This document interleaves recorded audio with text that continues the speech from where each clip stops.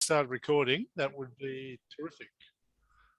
Okay, thank you very much and welcome to our roundtable session, which is entitled University Museums Without Walls. We have a very European roundtable for you today. My name is Andrew Simpson. I'm the only non-European at the table, so I'm going to act as the moderator for this session. We have three very esteemed European panelists who are going to be doing most of the talking. I'd like to introduce them for you just briefly, if I could, because they're really people who have been associated with European higher education for many years and will no doubt be able to provide lots of interesting insights into what we're going to talk about today. Firstly, I can introduce Hugues Dreysse. Hugues has been a professor at the University of Strasbourg. He has research interests in theoretical solid state physics. He's been a professor there since 1993. He's also been director of the Jardin des Sciences at the university since 1998. And pretty most importantly for all of us, from 2010 to 2016, he was the president of UMAC. Then we have somebody who essentially needs no introduction, and that's Marta Lourenço. Marta, of course, is the director, researcher, and chief curator of the historical collections of the UMAC, which is the museums of the University of Lisbon. She has background training in physics, a master's in museology and a PhD in museology and history of technology. She is a past vice president of Universeum and, of course, the current president of UMAC. And our third and equally esteemed roundtable panelist is, of course, Sébastien Soubiran. Sébastien is, I think he's the deputy director of the Jardin des Sciences, or maybe he's almost the director, I'm not quite sure, at the University of Strasbourg. He's a historian of science by training with research interests in the social history of physical and earth sciences in the 20th century and on the relationships between learned communities and their heritage. Now, Sébastien has been the president of Universeum since 2017. So we have a very esteemed panel. And what we're going to be discussing today is we're going to be looking at this recent document that's on the screen there, which is actually entitled Universities Without Walls. It's a recent production by the European Universities Association, and it's a very short and very brief document, so I'm going to try and summarize it for you very quickly before up the discussion. And we'll hear from our panelists, and then hopefully later on we'll have time to open it up and maybe get some impressions from other people attending the session. So yes, it's a very, very short document. It's only 13 pages long, and it's seen to be a guide as to how European universities can better serve society. That's essentially the reason for it being produced recently. And so the document outlines a number of challenges and trends that are going on. These are the sorts of challenges and trends we've already heard a lot about so far in the conference. Advances in technology, the crisis with climate change and sustainability issues in general that we heard so much about for the fantastic first keynote. So there's all those challenges and trends are documented in the document. And then the document sets goals for what the European higher education will look like in 2030. And I'm happy to tell you that it looks open and transformative. It looks sustainable, diverse and engaged. And it looks strong, autonomous and accountable. And this is fantastic news. And this will all happen within the next 9 years, as this document lays out the plan. It also makes the interesting point that in 2030, university missions, European university missions, will essentially have 4 different roles. Now, 2 of them we're already very familiar with. That's the role of learning and teaching and the role of research.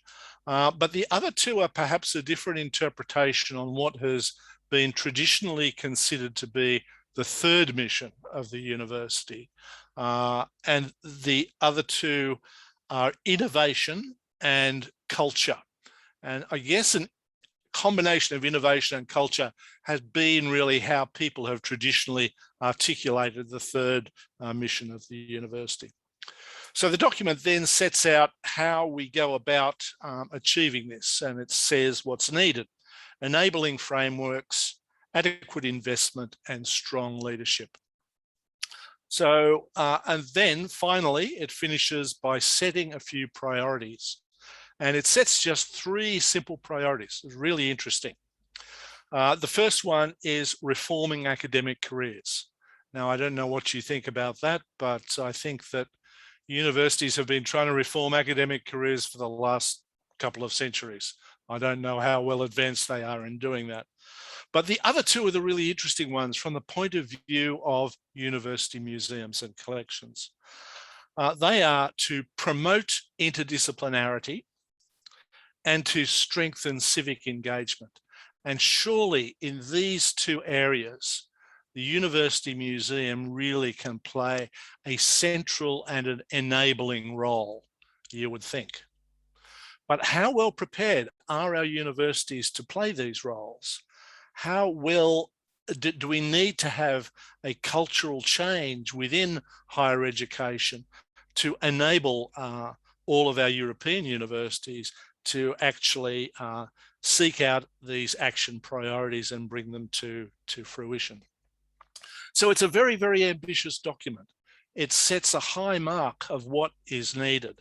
And so I guess my first question would be, how much of this document is really just hollow repetition of aspirational motherhood statements, or is it actually an inspirational, course-setting, purposeful navigation towards a prosperous and better future for European higher education? So maybe if we could just first off get some of our panelists' general thoughts about the document, and then we'll talk specifically about university museums in this brave new world. So anybody care to start? Maybe Hugues, welcome. Thank you, Andrew, for this great introduction and presentation of this paper. As you know, as some of you know, I have been vice president of the University of Strasbourg for almost 10 years. And to answer to your question, I would say that it's something important to consider. You know, why? Because European University Association is a very, very large and the only real university association for Europe, you know. So you mean you have all the countries, so it's hundreds of members, and so the differences are very important between the participants, and to agree to a common document like that is something very important, because we have nearby other university associations, you know, like the Ivy League in the United States, or the LERU for research university in Europe, and also you have something in the RIM, in Pacific, and so on. Mm-hmm. So of course, when you are more specified as a research university, you know where you are going. With this association, you have all the university, yeah, we can say all. And so this is a very interesting agreement. And I think is the evolution over the 20 last year of what the university are moving, what they are doing, what are their needs. And so I'm very, very happy to see that they emphasize what you mentioned, interdisciplinarity, but to strengthen civic engagement, you know, which this was not the case in the paper before. Okay, that's interesting. So they've really taking up the issue of the importance of civic engagement is really a new step in terms of the iteration of these aspirations. Yes, Marta. Can I just add one thing, and then you can go around? It doesn't have to be me, but it's just to stress what Hugues said. that in fact it's not only that, it's also a representative body. Okay, so it's a body that reunites all the councils of European president of higher education presidents. Okay, so it's the council that we used to be called the Council of Rectors. So it's a representative, they have a vote. Each university has a vote, you know, so it's an association that it's not informal, it's formal. And so this adoption is the more meaningful for that too. Okay, that's great. Sébastien, do you want to add anything to what we've already heard from Hugues and Marta? Well, I was commenting on the chat. Of course, I agree on that. And regarding the interesting thing for us to discuss, because as you said, it's very European, but it's not only European. It's very much a picture of how European universities think of themselves in regards to the other university in the world, because we all know that it's also very much into a competition, though it's very political, strategic, and economical things. So I think that's why we thought this document was also interesting for the international community, for us to discuss, because it reflects how European universities see them through their relationship with international universities outside Europe. Yeah, I certainly picked that up from reading the document as well. The fact that a lot of the ambitions that are expressed in the document are global ambitions, as you say, and a lot of the issues that are being addressed are actually global issues. And it's also important, I think, from a historical point of view, in as much as it's essentially the European tradition or the European model of higher education, if you like, that has been developed in lots, or has been taken up as a global model for higher education. Okay, perhaps there are some regional differences and things like that, but essentially a lot of them were originally based on Europe. Okay, so where do you think this leaves museums and collections? Do you think that many of the universities in Europe already effectively use their museums and collections for civic engagement and for interdisciplinarity? Are they being used as effectively as they can be, or are we going to see new types of developments occur?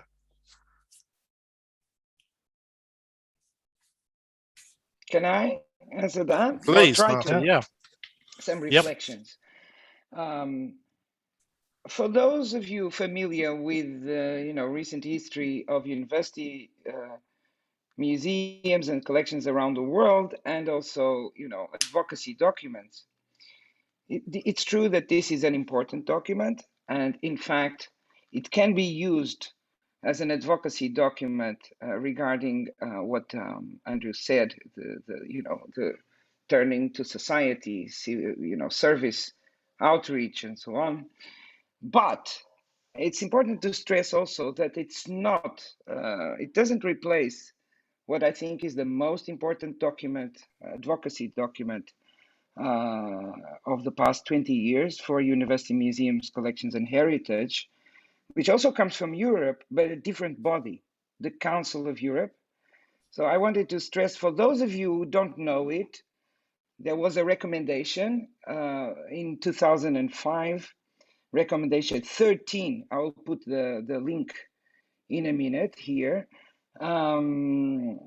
Recommendation 13 of the Council of Ministers of the Council of Europe, unanimously adopted, and it was called on the governance and management of university heritage. So it went direct to the point.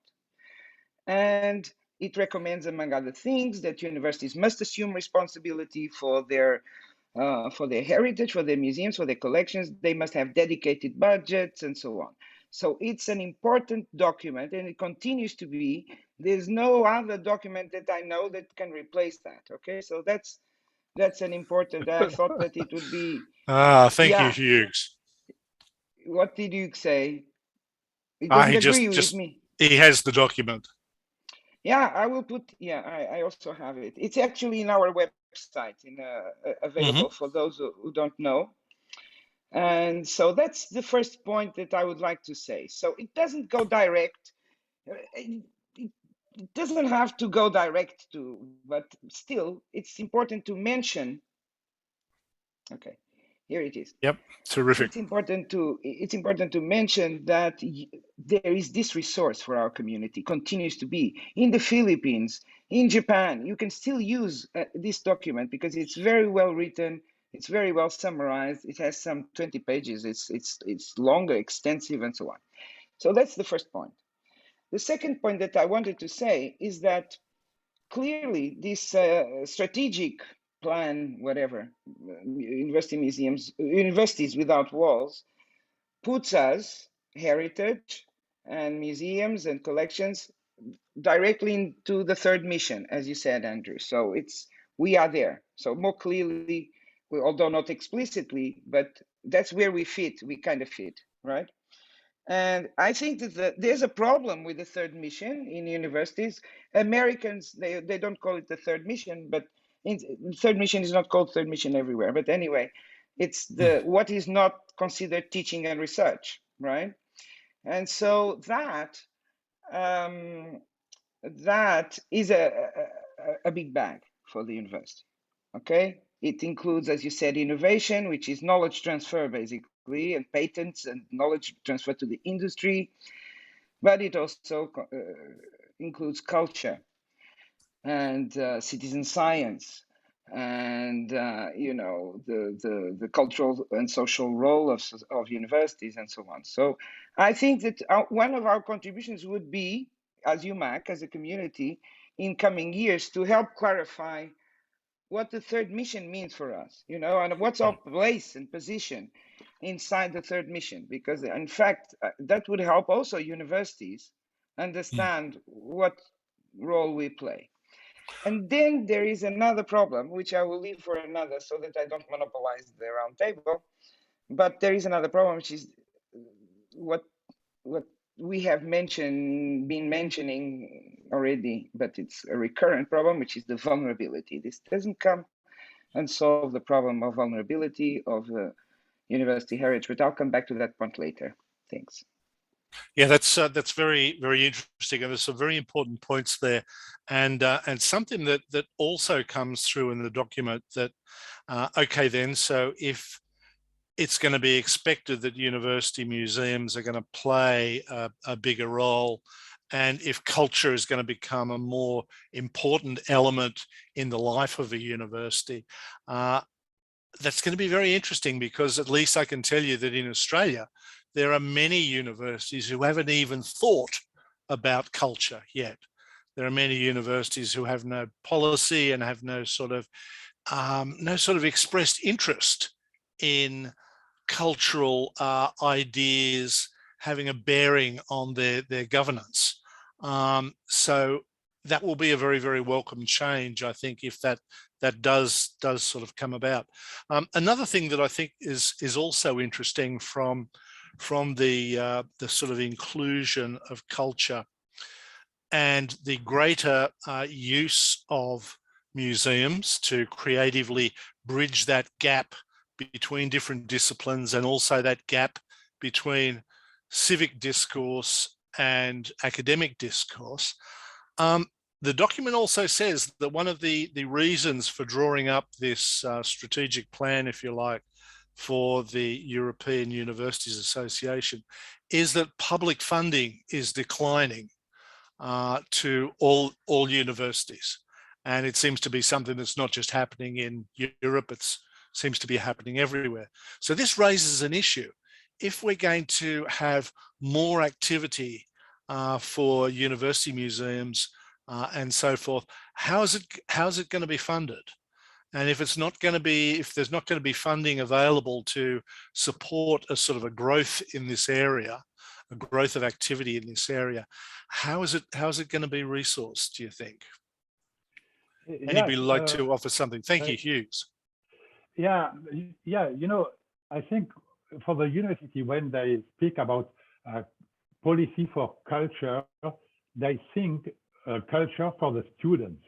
So it means that in all universities in France, but I know in other countries, for the students, there are many cultural activities, you know, theater, dance, or many things, but for the students inside the campus. And what I have seen in France, for instance, these activities are getting a support, you know, from the students, because when they pay the fees, they give something, each of them 10 euros for the culture. So these kind of activities are developed, but, you know, it's inside the campus. Our museum, when we do activities, is not only for the students. And I would say many often the students don't go to the museum, so we really have to work to integrate the students. And then our activity is for a public outside, you know. So, and then the first reflex, first reaction in university, as a president, why I should pay for activities which is not my duty, not my role, you know. We have a theater, we have operas and blah, blah, blah. Why should I pay? And then arrive what you mentioned on the roof. Then the university realized they have to change the idea, change the image, you know, and to get money. And so how to get money? If you have a museum, you open the doors and you show what you have inside, give another image for the university. And then you can hope to not only attract maybe students, but attract some money, not private money, but not in Europe and particularly in France, is for public, you know, money for the state, you know, as a public service, you know. So that could be a way for the museum to be linked to the policy, to the necessity of the university to get money, you know, and then to be supported. But it's not obvious. Yeah, that's very interesting. Yes, Sébastien.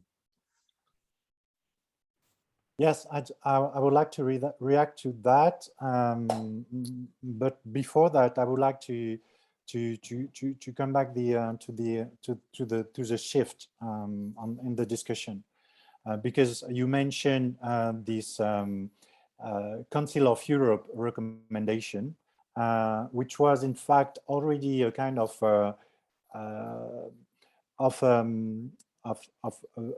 something that was already in process. So I think that this document demonstrates that since the late 20th century, we had a shift with what we call, because it mentioned in the document, the Bologna Process.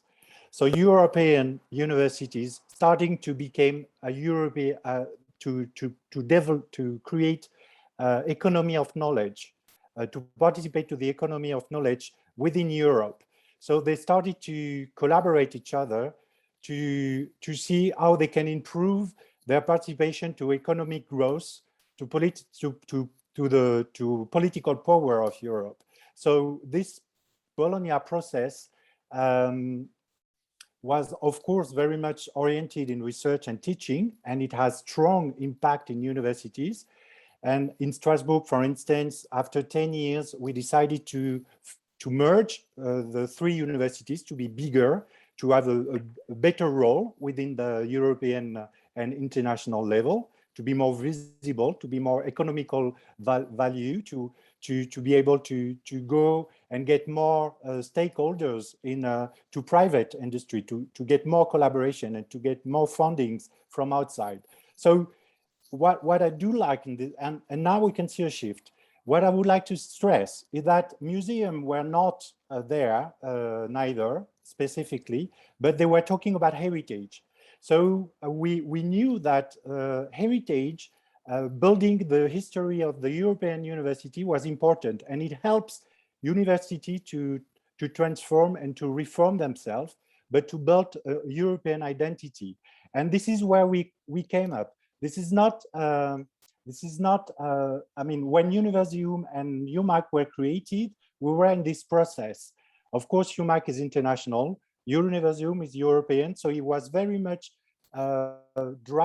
driven by these European perspectives. And this network is a kind of a creation of this situation in the late 20th century. But now it's something different. We now move to another step because of the crisis, but because of the global crisis, because of the, there's lots of things that we've been discussing, global warming, sustainability, poverty, but also and especially in Europe, the risk of democracy, the fact that there is a tension with democracy. And we can see that in the document. So what is interesting for me, it's what you pointed out. It's how, I mean, culture is named and civic engagement is named. And it's also very important because I think that it was about time that, though we all aware about that, but it's about time that university reaffirm their role as a cultural actor. And it's specific like this, not only as an actor that can provide culture, but it's said as an actor that will accompany the change in culture. It says university will be active in cultural debate, providing evidence to demonstrate the changing nature of culture, giving new interpretation to cultural heritage, and acting as a window to different kinds of culture. So that's very important because it's a statement of having a strong role in that. And this is where we can come in. And for me, with Universeum, I think it's a good document for us to re-enter this discussion with the European university communities and this association, and try to see how it can come with a new Council of Europe recommendation, because this Council of Europe recommendation also came because of what our colleagues did, of all the people that were involved in the creation of those networks, caring about university heritage, museum, and collections. So I think it's very important. And we see also the second shift, sorry, about the civic engagement, which is what we're talking about, because the third mission now shift to public engagement, participation, the importance for university to be open to the public, to participate to the dialogue. And there is democracy, to have an active role in making people aware that they should, it's a political act, but it's not only voting, it's also be part of building the society they want to live in. And they affirm the role that university should play in it. And this is also where we can have a very big role to play, and we can be here, how we can participate to that. Absolutely, no, that's fantastic, Sébastien. Particularly the way you give that historic perspective on the Bologna process, and of course it's was the Magna Charta Universitatum or something, was first done in 1988, I think, but then just recently, because of all the changes in society and the need to address some major sort of challenges to society and to humanity, for that matter, it was thought that the process should be reinvented, and which has led to the revision of it that was published in 2020. And it's very interesting that university museums are perfectly placed, because they are the obvious sort of boundary breaching organization, if you like, that links the academic world with the civic world. But it's not just linking them together as a sort of a connecting thing. It's actually something that needs to advocate and be in a kind of a dialogical engagement between the civic world and the academic world. I think it's very good. There's been some interesting comments in the chat too, and this idea of the importance of heritage. I wonder whether that is something that comes into play in terms of universities outside of Europe, and perhaps we can throw that open to comments shortly. I'd certainly believe that in Australia there is very little sense of the heritage of higher education, and in Australia at the moment, as a result of COVID and as a result of declines in in government funding and government support for higher education. Higher education is now going through a time where it's actually diminishing and getting smaller. There's lots of shedding of courses that aren't seen to be economic. And so a lot of the decisions about changes in the higher education sector in Australia seem to be being driven purely by economic factors. There doesn't seem to be any consideration of you know, the potential role of engagement with society and things like that. So yeah, I think it's very, very interesting. Now, what sort of things do you think, what kind of tools can we use to see that universities are actively putting their museums to work to address this kind of a future? Can you possibly speculate or daydream about what sorts of things we can see happen in the future? I ask this question because I think there are some interesting developments going on in some universities. There are some developments where the university at an institution-wide level has rethought how it will engage with society. So all of a sudden we have new structures like the University Museum, the Ghent University Museum, for example, bringing collections together and bringing it together in a form that sort of, you know, promotes the idea of science and does engagement that way. And then we see other structures like the Science Gallery franchise that started at Trinity College in Dublin. It's now spun out as a worldwide franchise as a way of trying to get communities engaged with science and engaged with the work of what's done. And it's everywhere around the world, as we know. And even in Australia, we've seen the recent development of the Chow Chak Wing Museum at the University of Sydney, which brings all the collections together into a public-facing new structure.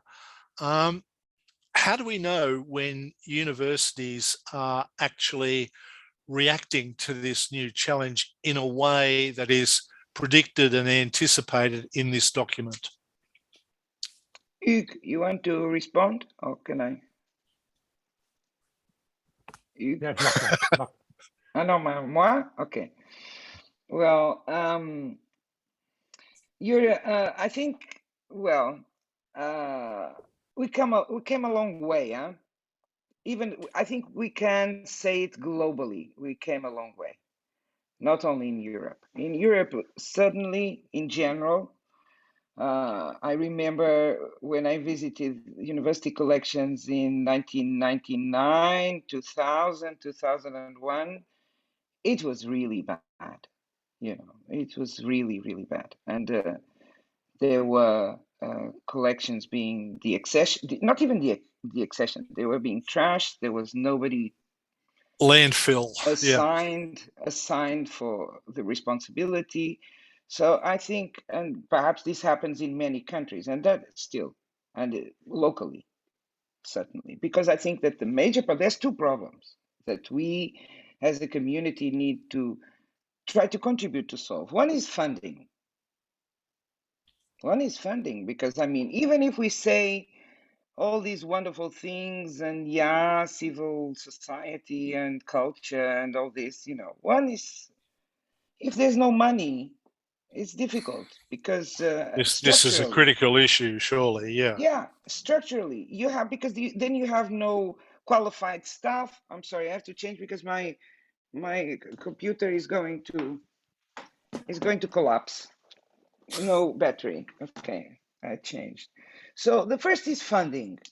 We cannot continue to treat the same way things that are different. You know, the formula funding needs to change. I cannot see politically the problem solved, but at least, okay, we identified there's a problem of funding, and then there's a problem of recognition, which continues. You know, and I think that we should, although recognizing the importance of all these documents, although, as Sébastien said, you know, forcing or putting pressure on the Council of Europe and other organs, you know, everywhere in the world to recognize the importance of university museums, collections, heritage, there's still a matter of recognition. And the problem of the recognition of universities is that it's so volatile, because it depends so much on, first of all, the positioning of the museum, right? So if it's a small museum inside a department, is more volatile than a big museum like the GUM, for example, or my museum, for example, which depends on the rector. So it kind of is perceived as everyone's problem. You understand? Not the department, which is not. So the positioning is critical. And if you're hidden away in a department and you don't have the support of the higher level management leadership team of the university, then you're going to disappear. Yeah, look, there are 3 physicists in the round table, so they will allow me a small metaphor. The university, is like a solid, okay? It's at macro level, it's super stable object, But when you go at micro level, at the level of the department, of the labs, of the institutes, it's a mess, it's chaos. There's a lot of void. Electrons are spinning very fast and changing, the spin all the time. So the more you are at micro level, the more vulnerable you are. And this is I think that's a fantastic analogy. I think there's lots of people who'd agree with that. Yeah, that's the first law, of thermodynamics. No, but the first law, and it's universal. Of course, there's another thing, which the factors of vulnerability in the US, for example, are not the same as the factors of vulnerability in Europe. Because, for example, the US, they have the problem of deaccessioning, selling collections, all the time because of the endowments and so on. And so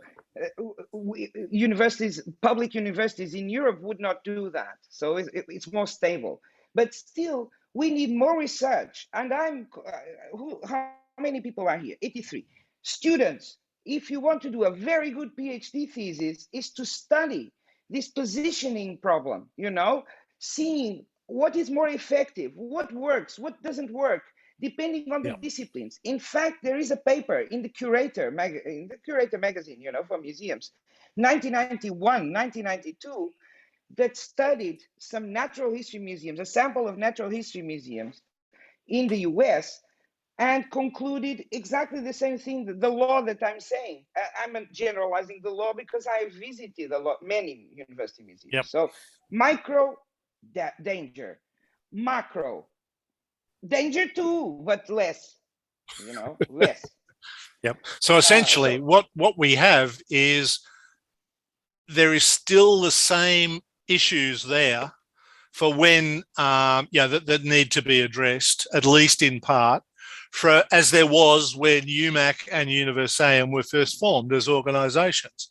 So whereas, maybe awareness has been raised in some universities, maybe there are some universities like Strasbourg, for example, where there is an institutional level strategy. Okay, we have all these resources. This is how we're going to engage with external partners and other groups. But there's still a lot more work to be done. And can I just add one line to finish? The first law is that the way to solve this, it's easy. Well, it's not easy, but local networks in universities, where you have the big museums, the small collections, all at the same level, at the same statute, they have the same statute. And then even if you are in the department, because you should, there are reasons sometimes because you're relevant for teaching, and if you leave the department, you will become irrelevant for teaching, for example. There are many reasons for staying in departments. We heard cases already yesterday and today. But the way to level out the problem is to create a network per university, like, for example, the University of Pretoria museums are doing.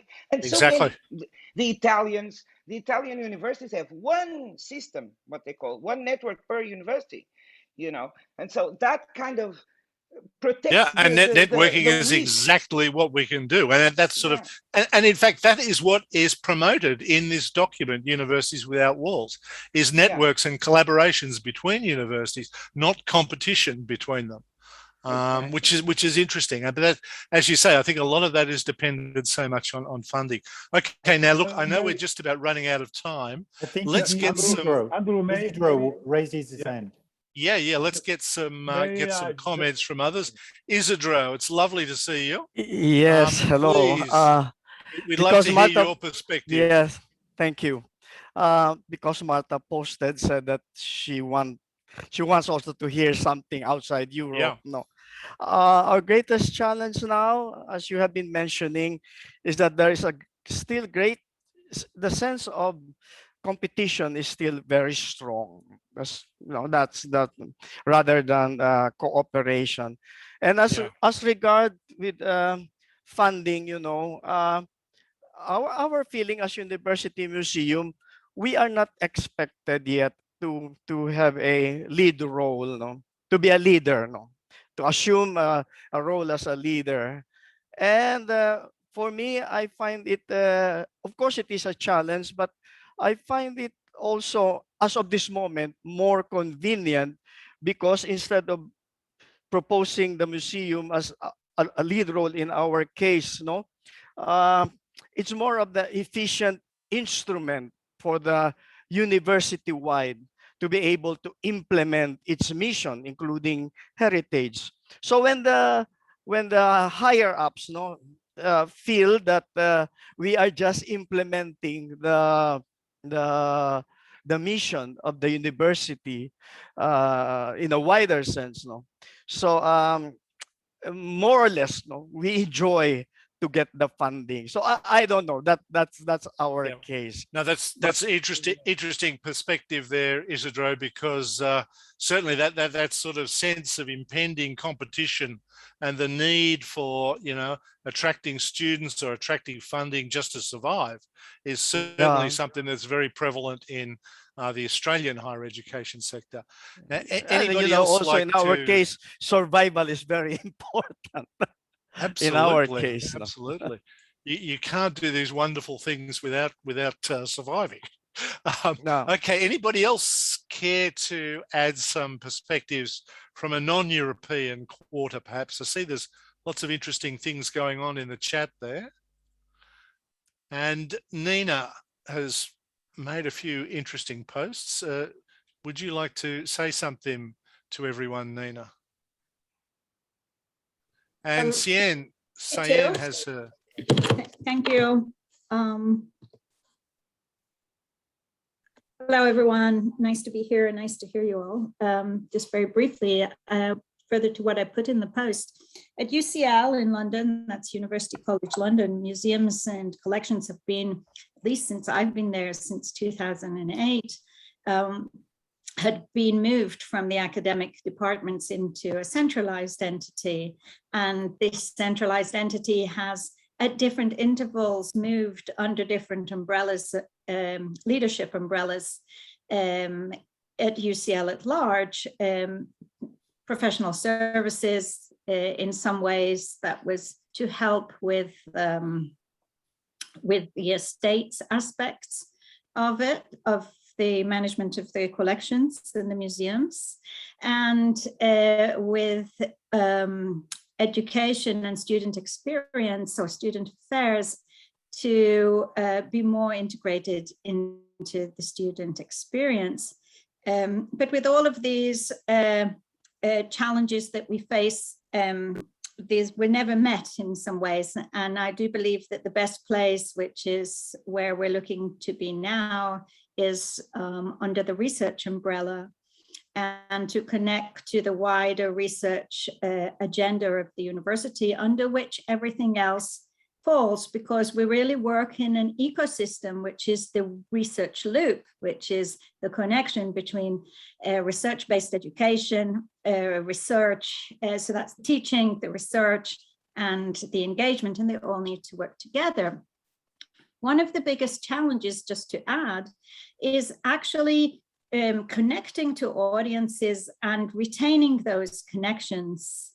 And because the entity of museums and collections is always understaffed in terms of the services teams that would deal with communications, marketing, and even IT support and technological innovation, it's very necessary in order to maintain those relationships with the external audiences to be connected to the central communications of the university, because all university departments compete with audiences and are launching parallel programs. So these are just some of the insights that come out of my work at UCL that might be of use.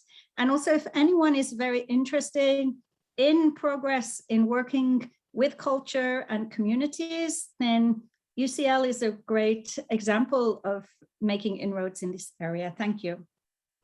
Yeah, thank you very much. There is some fantastically interesting stuff done at UCL, and you can see that from the some of the books that get published through UCL. Now, Cyan has her hand up. Perhaps we might be able to get a South African perspective here just before we'll have to finish up in a minute or so. Cyan. Thank you, Andrew. Just a statement, and it's rather embarrassing.